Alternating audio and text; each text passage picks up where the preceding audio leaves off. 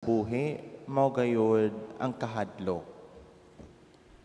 Usahay tungod sa kahadlok, dili na kita makahuna-huna sa atong angay nga pagabuhaton sa nagkadaiyang mga sitwasyon sa kinabuhi. Mga lisang dayon kita tungod diha sa kahadlok.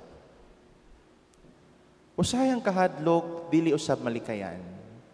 Kaya ang normal gayud nga reaksyon diya sa usa ka tawo nga wala makasabot sa iyang nakita, mao gayud dayon ang kalisang og kahadlok. Kung ikaw makakita og tawo nga sa imong pagtuo patay na, unya mo kalit og pakita diya sa imong atubangan, unsa kaha ang imong reaksyon? Mahadlok ug malisang siguro ka, dili ba? Mao gayud dayon ka na ang aton normal nga mga reaksyon.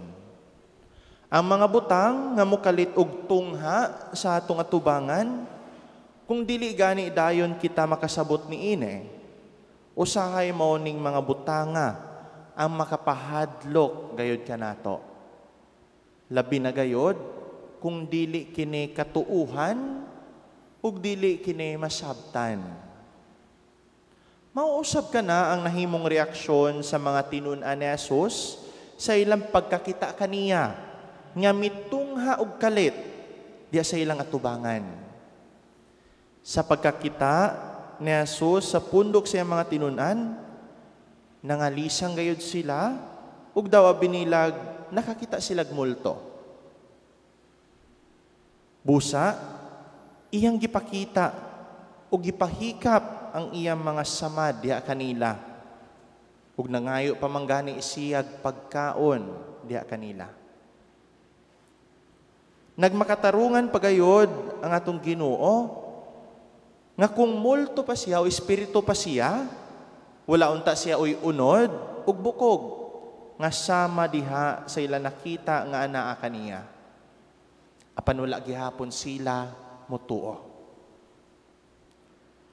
Mga igsuon, unsa pa may kinahanglang buhaton ni Jesus aron motuo sila nga nabanhaw gayud siya.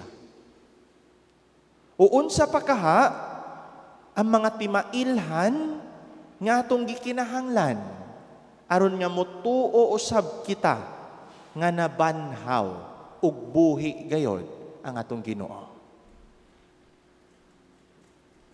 Buhi gayud siya ug nabanhaw gayud siya. Mao gayud kini ang kamatuoran. Apan ngano man nga maglisod kita sa pagdawat niini. Ngano man nga maglisod gihapon kita sa pagdawat sa aton Dios nga nabanhaw. Tungod kay kulang gihapon kita sa pagsalig ug pagtuo kaniya. Tungod kay ang mga pagtulunan sa Ginoo, wala gihapon nato patuho pa diya sa ato mga kasing-kasing.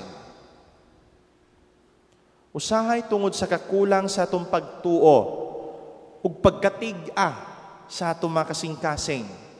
Mahadlok ug malisang gayud kita sa mga butang nga ipakita kanato sa Dios. Bisan pag siya na mismo ang mipadayag diha kanato niining tanan. Ug sama sa mga apostoles, kung kulang gayud kita sa pagsalig sa atong Ginoo, mga hadlok gayud usab kita. Ang mga tinun-an ni Jesus sila binagayod katong nagpabilin ug nagpaabot sa iyang pagbalik, ang ilang kalisang ug kaguol na pulihan ug dakong kalipay. Ug ilaan na gayong nasabtan ang mga nahisulat sa kasulatan. Si Jesus ang pulong nga nahimong tawo, siya gayud ang katumanan sa tanang gisaad sa Dios. Mga igsuon ang pagkabanhaw sa Ginoo nagdalag kapasayloan sa sala ug bag-ong kinabuhi kaniadtong nagmatuuhon. Ang iyang pagkabanhaw nagdala sa tunhay nga kaluwasan alang kanatong nagmatuuhon ug misalig siya makaluluwas nga gahom. Ug mao kini ang tahas alang kanatong iyang mga tinun-an Mong pagsangyaw sa kapasayloan sa sala, kalinaw nga dala sa pagkabanhaw sa tong Ginoo, ug kaluwasan alang sa nagpabilin sa ilang pagtuo diha kaniya. Hinaut ponta.